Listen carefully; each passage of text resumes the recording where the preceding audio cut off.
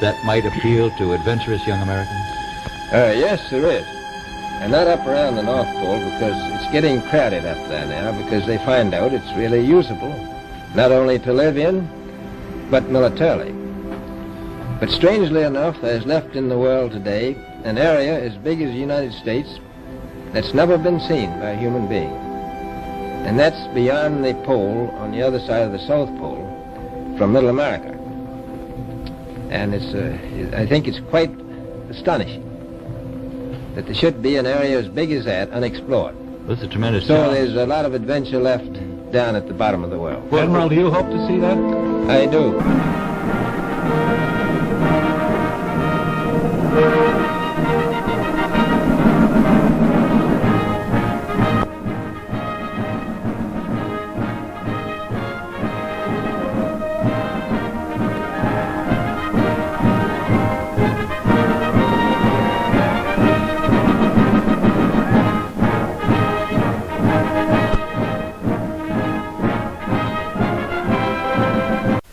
Up to this, gentlemen, the Secretary has approved our plans, confirming you, Admiral Byrd, as the officer in charge of the expedition, and you, Admiral Cruzen, as the task force commander. And we get everything we need. That makes Operation High Jump the greatest polar expedition in history. Admiral, time is going to be our greatest handicap. By the time we get through this very difficult ice pack, the summer will have ended, and the fall will have set in. Never before has anyone attempted to take a fleet of thin-skinned steel ships through 300 miles or more of crushing ice pack. I have great faith in your skill, courage, and determination. And now, gentlemen, Admiral Nimitz reviews the operations plan. The expedition will comprise 3 groups: a central land plane group to explore the interior from Little America, and 2 seaplane groups, the eastern to map that half of the continental shoreline, and the western to map the opposite coast of Antarctica. After the original orders have been issued, 3 months of planning are needed to organize the giant venture. This is Robert Taylor speaking. At the world's greatest naval base, Norfolk, Virginia, ships of the central and eastern groups are loading. The flagship, Mount Olympus, equipped with powerful radio and radar, will serve as the leader's voice of command. Admirals Byrd and Cruzen come aboard to check staff preparations, food, fuel, and clothing for 4,000. Byrd greets out the expedition. Not a few vessels, but a fleet. Officers and men, not hundreds, but thousands, and pilots by the score. They are to serve as eyes of the fleet when it buffets through the pack ice, and when need be, to go on rescue missions. For exploration, 3 Martin Mariners, called PBMs, with a flight range of 3,000 miles, are spotted aboard the Currituck. Ships of the Western Group will proceed 10,000 miles south to the Balleny Islands, 860 miles to the west of Little America. The steel skin of the Titanic.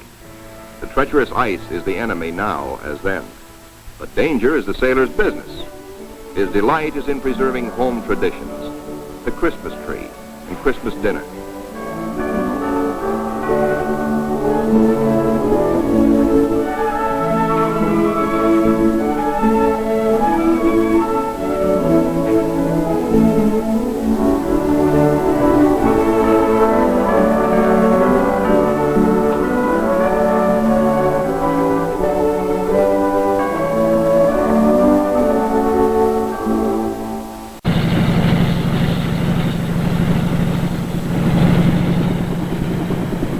Somewhere to the south, Cruzen hopes to locate better going, perhaps a lead heading toward Little America. Beyond the brash ice, at first he can spot only isolated lakes. At last he sees his lead. Big penguins, bigger than emperors. Big black mountains that move. They walk like us, but not quite the right way.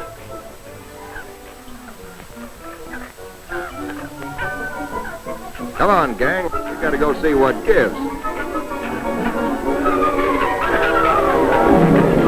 Crevasses. Ricky, as a pup, played the game of run, seal, run, and he hasn't forgotten. The seal wallops with his tail. Ricky's 12-year-old teeth are not so good on the slippery, wet hide of the 600-pound Waddell. Mr. Steele decides he's had enough. He scuttles down his escape hatch to the water below. The Admiral and the party ride Weasels 12 miles south to visit his earliest camp, marked by the radio towers. Little America the First, now 40 feet under the snows of 17 years. And above it, Little America the Second, 25 feet under the snows fallen since 1935. Captain Boyd, United States Marine Corps, ties on a safety line, while Admiral Byrd and 3 veterans of his previous expeditions watch. Boyd inches his carcass down the old ventilating hatch. It stood 20 feet in the air when it was put up 12 years before. He pokes a stick up as a marker for the main hatch. Now all hands, the Admiral included, will have a chance to go look-see. Below, the old-timers find a lantern that lights at once, and all manner of other gear. For here in Antarctica, there is no decay, no rust, no dust, not even germs. Fruits, vegetables, meats, all good after 17 years. Small wonder Byrd preaches that one day Antarctica may be the world's storehouse to keep the 7 years surplus for the 7 lean years. Byrd, bringing with him the old corn cob he'd forgotten in 1930, comes up last. He meets heavy going, but he makes it the hard way and seems to like it. Aboard the Mount Olympus, the Navy tries out one of the most important experiments assigned the expedition. Can men survive in freezing water? Men from Mars, members of a special underwater demolition team, wear the new cold water rubber survival suit. In contrast to these skylarking youngsters eating ice cream in the ice, men in ordinary clothing are paralyzed in 6 minutes and die very quickly thereafter. Yet these sailors, wearing only underwear beneath their survival suits, stay in half an hour and come up chipper and warm. On the sunny afterdeck of the Mount Olympus, the expedition's prize penguin catch, the big emperors, are living the life of penguin Rileys. They grow 4 feet tall, weigh up to 80 pounds, and are the only creatures who live throughout the year on Antarctica. Eons ago, they flew. In time, their wings evolved into swimming fins. Their deep feathers are the warmest known. Their feet, thick leather-like pads. On these, they lay their single egg and tuck it up within the body feathers for warmth, to hatch it. In captivity, they must have their vitamins. Keeping them alive for the return voyage is quite a problem, for their bloodstreams have no germ resistance. Their necks are ball-bearing.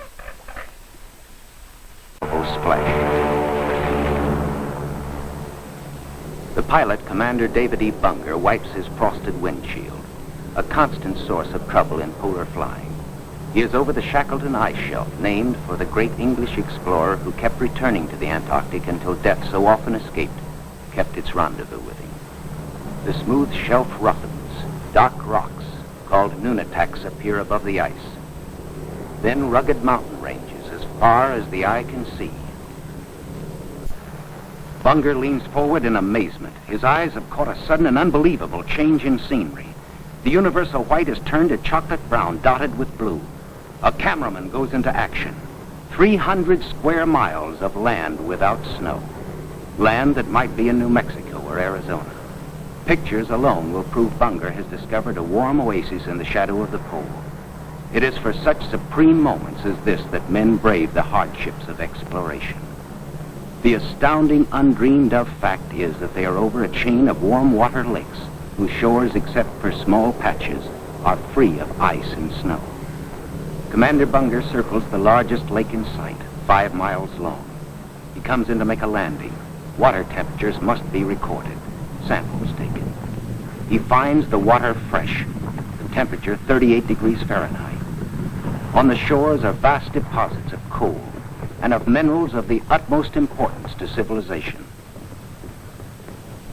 Aside from their headline discovery, Bunger and his men have another good reason for hustling home to the Curry Top. A long-awaited ceremony is in progress. The whole fleet awaits news of the all-Western beard derby. Minerals, coal, iron, precious ores. Byrd gets the words, "Ready, sir." He boards the leading plane, gives the command, "Take off." Crews hasten to rock the ships and thus free the skis frozen to the ice. Now all the work that has gone before, the planning, the task of preparing ships, of training men, the perilous voyage through the ice, now all of these investments of time and sometimes of suffering are come into focus. Future use of all mankind. England, Norway, South Africa, Australia, New Zealand, South American countries, and Soviet Russia are claiming Antarctic territory. The United States recognizes no claim and so far has made no formal claims for itself. As they see the starboard prop dead. One-engine landing is tricky at best. With skis on ice, hold your fingers crossed for the pilot.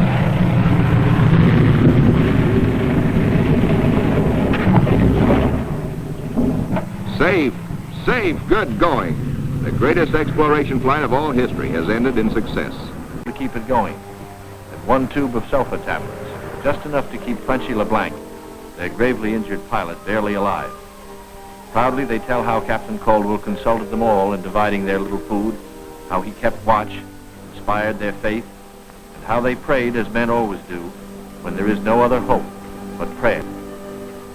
Bill Kearns, co-pilot, grins hello. First off is Frenchy LeBlanc. Corpsmen carry him tenderly in a Stoke stretcher. War and Robbins pulled him out of the blazing nose of the plane, but his back, hands, and face suffered third-degree burns, and in the Gethsemane of waiting for rescue, both legs were frozen to the knees. Amputation is inevitable, but he will live. Long trek through the snow for the big Go Devil sledges, loaded with men and equipment. The excitement that always comes with sailing infects all hands, including the dogs. They sniff something important is in the wind. With normal quarters for 75, the icebreaker must jam aboard the additional 197 men of the base party until, after the voyage north, she can transfer personnel to the big ships awaiting her at Scott Island. Byrd is among the last aboard. He can now report to Admiral Nimitz, Operation High Jump completed. Our men have achieved accomplishments unparalleled in the history of discovery. Our central group has flown far beyond the South Pole, mapped 1/3 million square miles never before seen by man. Our eastern group mapped 3,000 miles of phantom coast and charted 40,000 square miles of coastal ocean areas hitherto unknown. Our western group, flying hundreds of air hours, mapped the 4,000-mile Sunset Coast, made the amazing discovery of warm land in Antarctica. In all, the expedition explored more than 1.5 million square miles. Our scientists, by use of the radar magnetic detector, have pinpointed fabulous treasures and resources of great significance for all mankind. The men who did the job, Navy, Army, Air Corps, Marine Corps, Coast Guard, and scientists, are going tired men. The rear guard of Admiral Byrd's intrepid 4,000, veterans of the Antarctic, trained to combat the sub-zero enemy of the polar continent.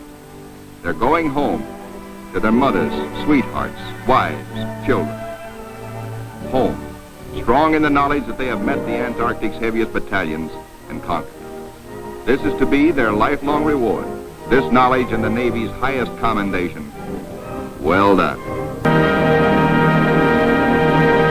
Different parts of the Earth. But even though these habitats account for just over 3% of the Earth's surface, many of them support human life. One often overlooked part of the planet, which happens to have hundreds of lakes, is Antarctica. While most of these are subglacial, meaning below up to 2 miles of ice, Antarctica also has some relatively small regions that are clear of any ice and snow, and there's some surface lakes in these areas which were warm enough to swim and fish in. Even the lakes deep below the ice are teeming with life, such as Lake Vostok, the largest Antarctic lake, which does not get any sunlight and may have been isolated for millions of years. The reason is underwater volcanic vents eject minerals which sustain bacteria and plankton, which besides providing food to fish and other organisms, also create oxygen, another life-sustaining element which makes some of the most remote submerged parts of Antarctica theoretically habitable by humans. I say theoretically because of persistent yet officially unproven rumors that have been circulating since the alleged end of World War II that maintain many of the most technologically elite German forces did not surrender to the Allies in 1945, but survived in secret bases below the ice near the South Pole.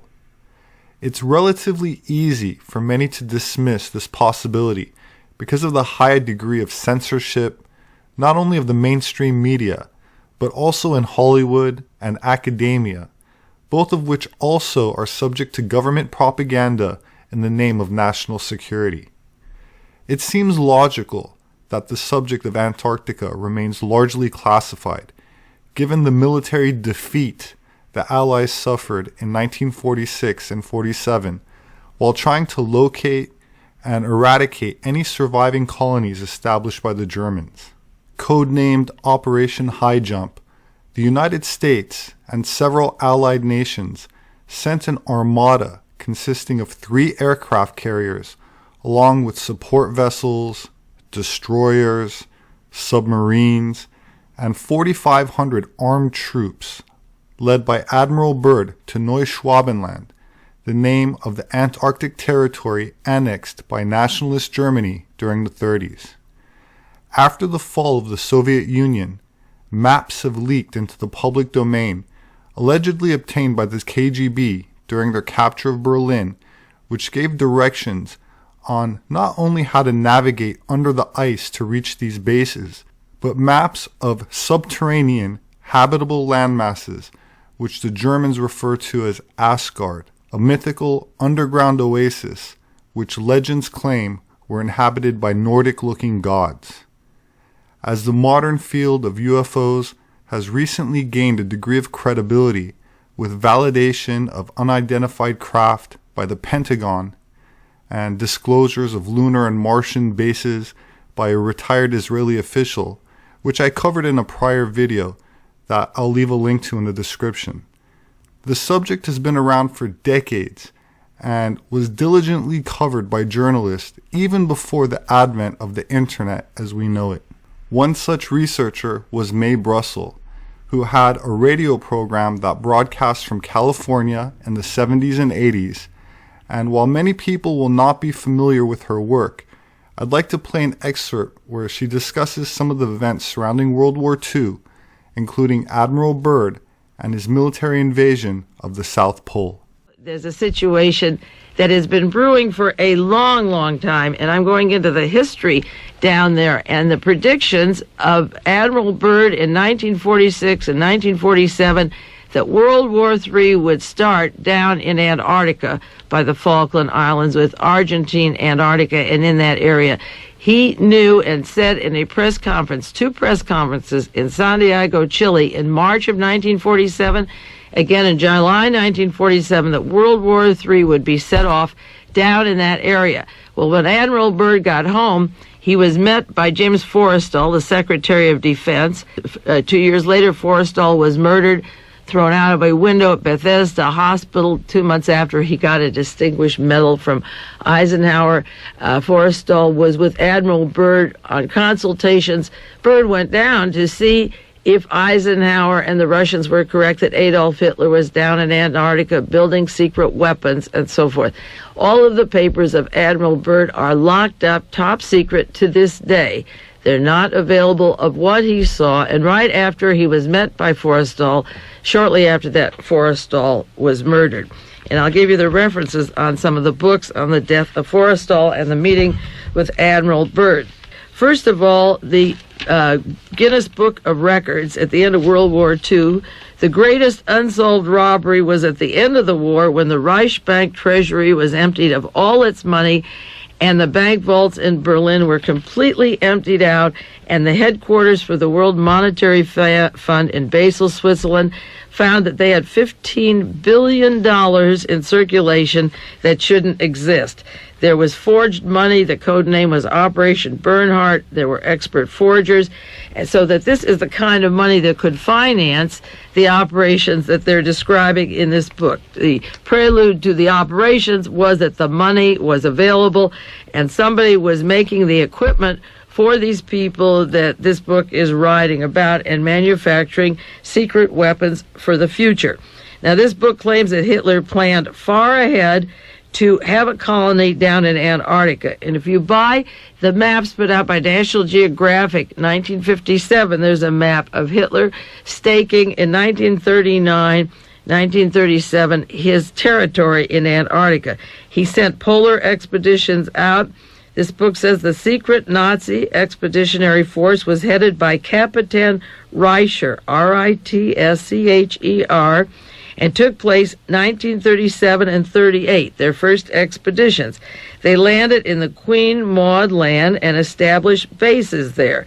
They took over 11,000 photographs for map purposes and had a swastika flag dropped every 20 kilometers to substantiate the German claim that they had this land in Antarctica. It was a terrain claimed by Germany itself for the first time, and they found warm lakes, an ice-free oasis, and an area, an unexplored area before that they gave German names, the mountains and the plateaus and so forth. It was free of ice, and there were warm lakes in this area, and other books that I have show the drawings.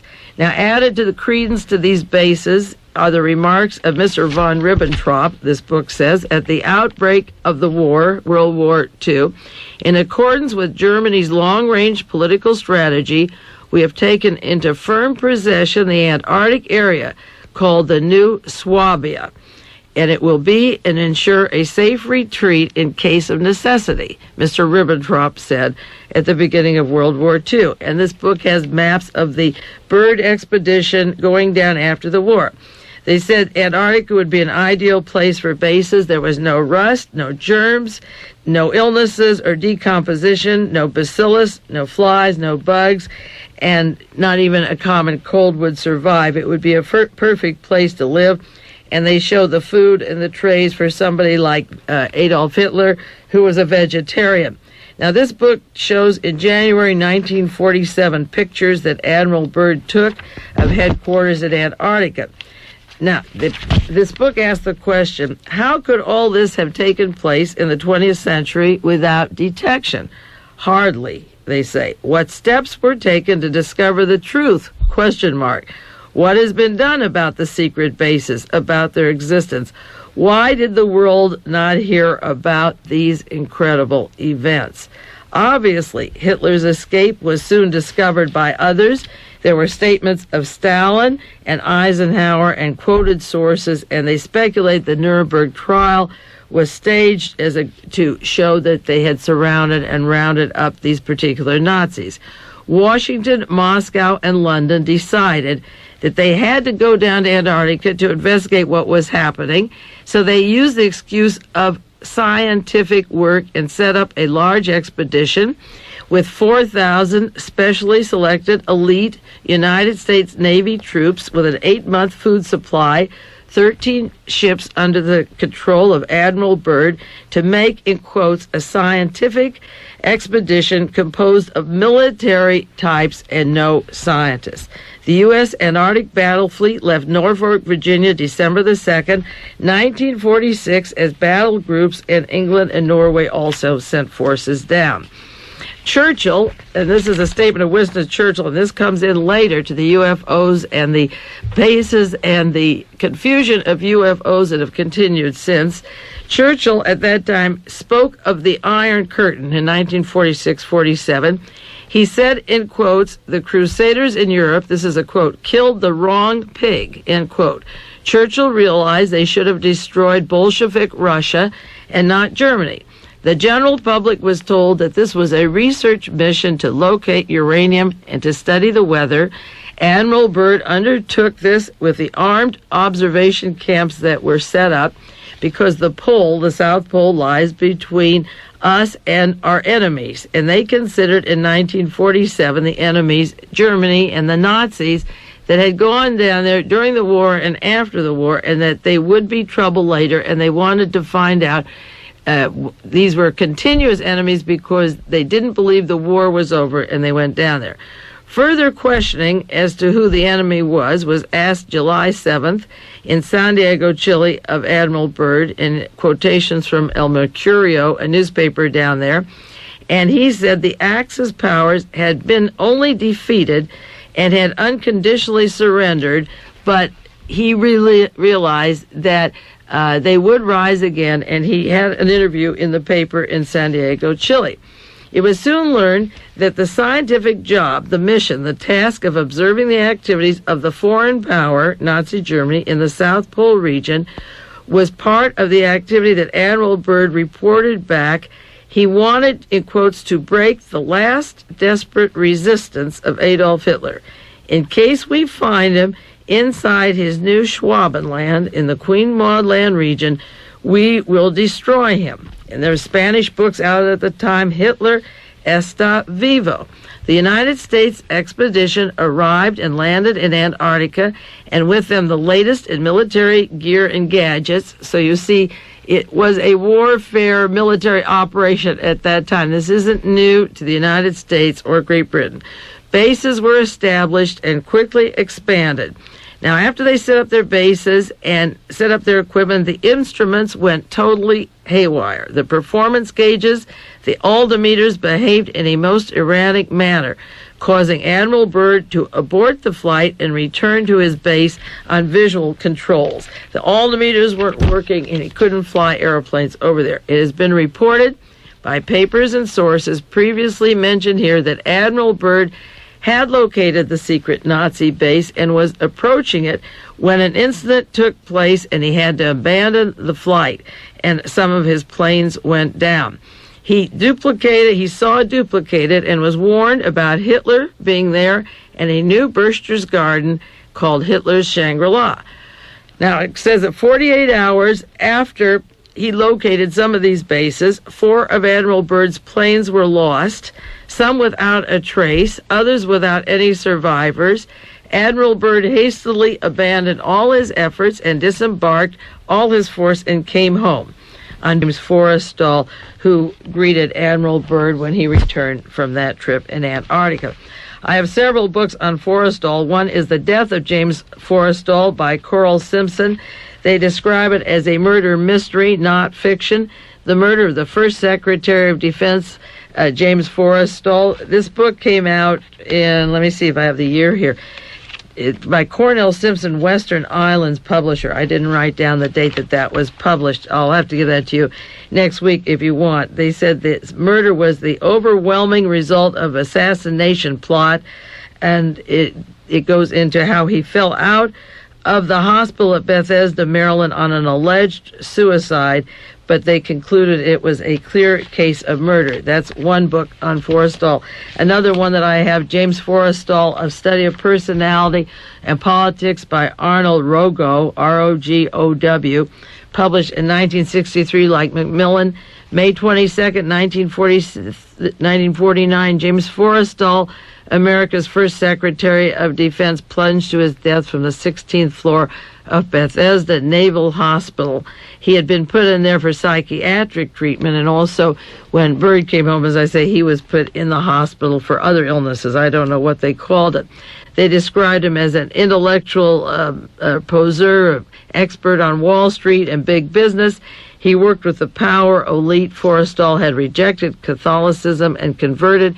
It's a story of his biography, the controversies of Forrestal and his death, building up to his death at Bethesda Naval Hospital, and considering the links of Admiral Byrd and the secret papers to the Secretary of Navy, because Byrd was an admiral and Forrestal, he was Secretary of Defense rather, he had to report to him, and tragedies and secrets followed everything that Byrd set out to do. He set out to find the answer to some questions, and all of his machinery went astray, and planes went down, and bodies weren't found.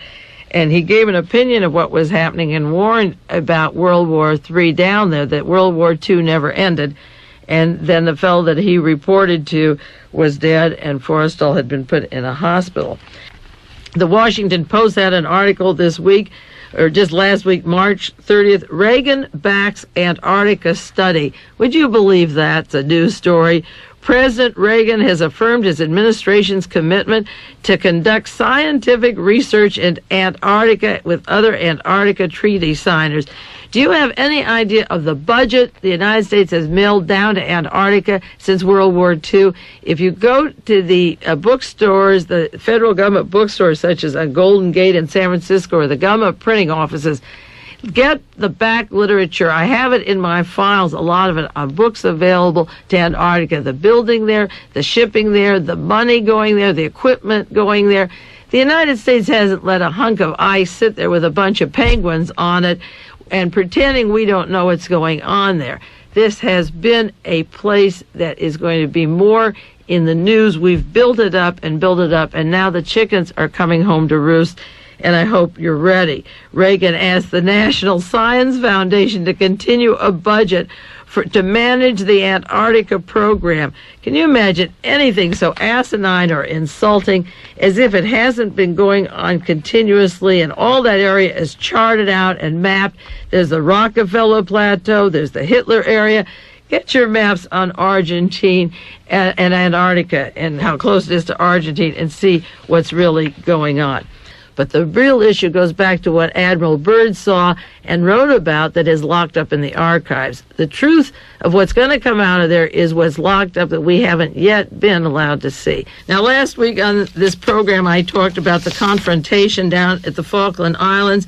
I referred to books on the UFO, the Nazi secret weapons, the activity down there, and the lining up of Alexander Haig, in particular, where his loyalties are and where they're not, and the role of the United States down in the Falklands. And I claim that the real story has less to do with the Falklands than it has to do with Antarctica.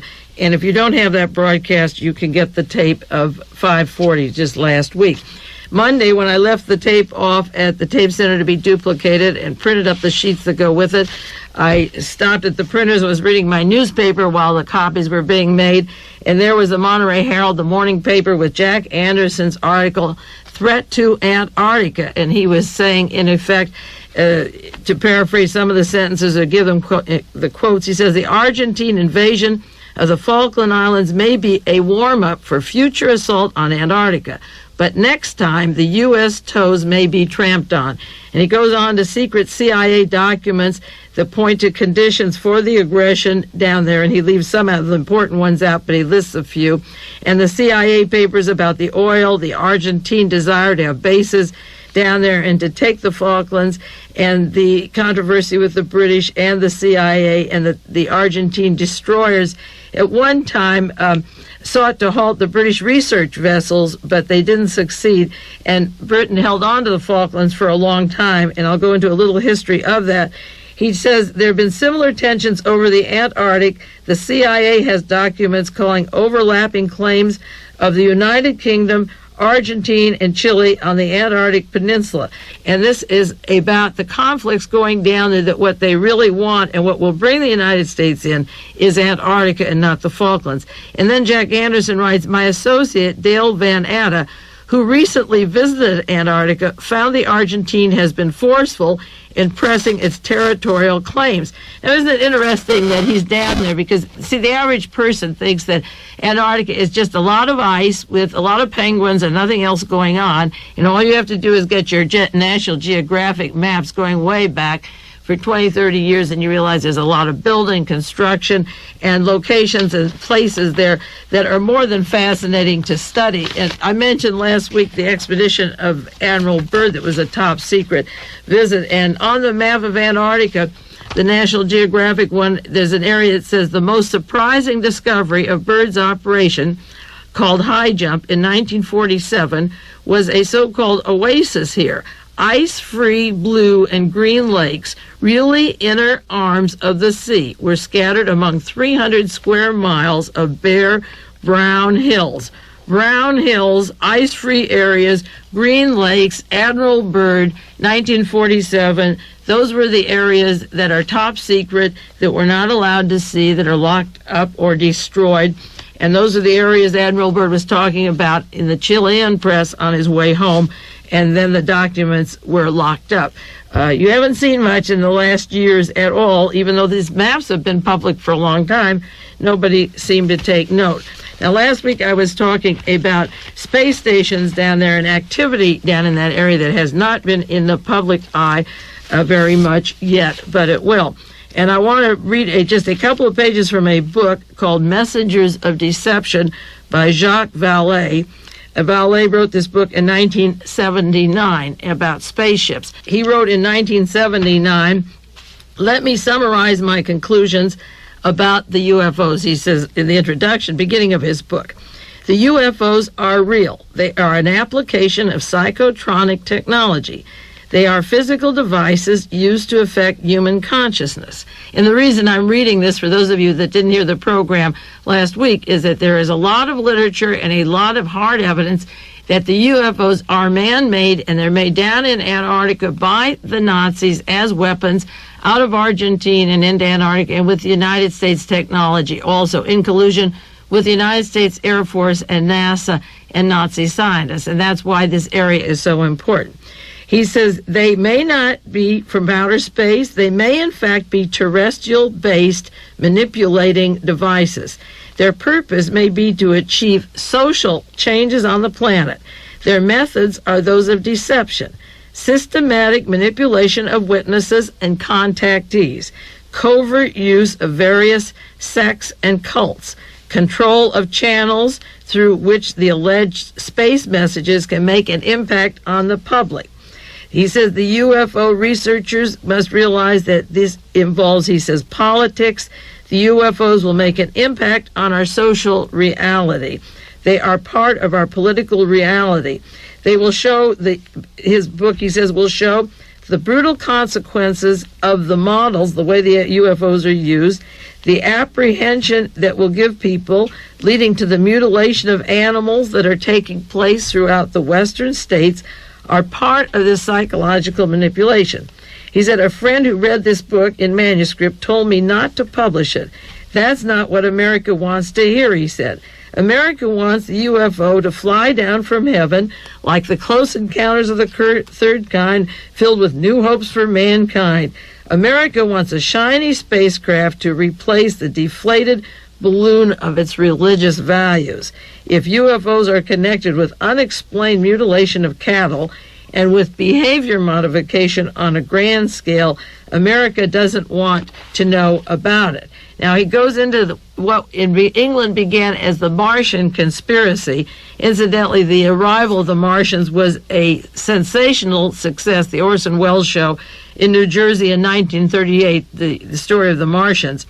So the British intelligence used the title of the Martians, and he said in his book it was used by British intelligence during World War II. It had nothing to do with the Red Planet. It's a spy industry created to keep the Allied command informed on the moves and intentions of the Wehrmacht, of the German government. And it goes into the lies that the intelligence system needs, and the subterfuge and the magic to keep people off their guard. And ICS in London was set up by Winston Churchill. It was called the Controlling System, the ICS, and it was weaponry by special means of disinformation. And the work of the Martians was to manipulate people, friends and foe alike, and keep them off their guard. Now, the London Control Section, LCS, set up by Winston Churchill to use special means, was run by a Colonel John Bevan. They had members, a Major Morley, Derek Morley, a financier and shipping magnate, a Major Noel Gordon Clark. They used a Professor Neville from another well-known person in British society, and they had links to various people in espionage that went into the Middle East. Colonel Sir Ronald Wingate. Wingate was the son of Wingate Pasha of the Sudan, a cousin of Lawrence Arabia, who was also in British intelligence in the Middle East. Leading businessmen, shipping magnates, millionaire industrialists. large spies were used in the LCS, the London Control System of Winston Churchill, and they used the number XX double cross. But what they were going to do is manufacture and deliver intelligence that was confusing to people. And the beginning of this spy system during World War II then was transferred over to the disinformation department of the UFOs and the flying saucers, while the Nazis continued to build those weapons down in Argentina or in South America. If they are man-made, that's where they're coming from. Jacques Vallée had 6 consequences, social consequences, of this kind of disinformation operation, and I'll just read one of these to you, or two. He said, the belief in UFO would widen the gap between public and scientific institutions. Someday our society will pay the price for the lack of scientific attention given to the UFO phenomena that we should have had, that the scientific will fight the other person who wants it to be spiritual and break them in two, where they should have applied the scientific principles and studied it right away. And then he says another motive is the irrational motivations of people based on faith are spreading hand in hand. As things go bad, we want to believe in something. It has no scientific basis that it's coming from another planet or another place, and we'll hold on to it, and it will split us apart on what we believe in. I know this is true because I'll do a lot of research on one subject, such as the Kennedy assassination, and then other researchers will say, well, stick to Kennedy and don't get to UFOs because they're impossible and that's off the wall. And it divides you from studying them simultaneously with each other and then coming to the same conclusions or differing based on actual evidence. And that is one of the purposes, to divide opinion and break people up while the activity was going on. For those of you who have the book, The Crime and Punishment of I.G. Farben, the large chemical compound that has been written up as being the network for, again, the supremacy, the end of World War III, finalizing World War II, and controlling us through corporations and chemicals. During World War I, the chemical compound in Germany needed gunpowder. They needed salt. They had to go to Chile for saltpeter. They had to get synthetic ammonia in order to make gunpowder, and they had to scale the world and find out where to go it. They had to convert the ammonia into nitric acid. This is the book on I.G. Farben. The munitions industry needed nitric acid, and they looked around for various areas where they could get it from, particularly from Chile. And then there was a shortage in nitric acid during World War I. And all of a sudden, the German Admiralty, according to this book, devised a bold and imaginative plan worthy of the stakes involved. The goal was to capture the British-owned Falkland Islands.